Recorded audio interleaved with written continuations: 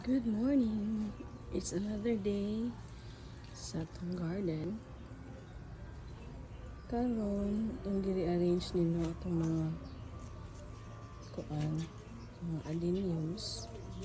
Kay nagkayamuka to nagkatagatag sila. So karon sila ibutang diri sa isa ka area nga bantang kay sa init.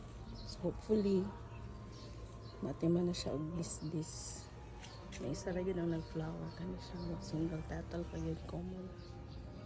Pero gwapo na kay siya lawas. Sila. Ang uban ako pa ito pangitaon nag-asa to.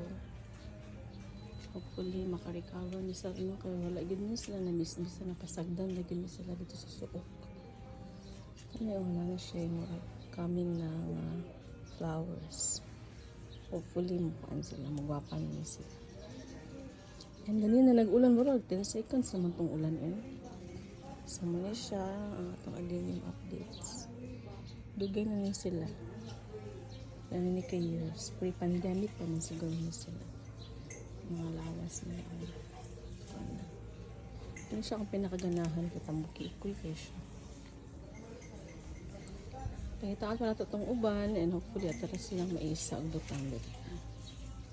So, that's it for today's video. May coming na mga buds. See, hopefully, next na itong update na sila yung mga flowers. Thank you for watching. Bye-bye.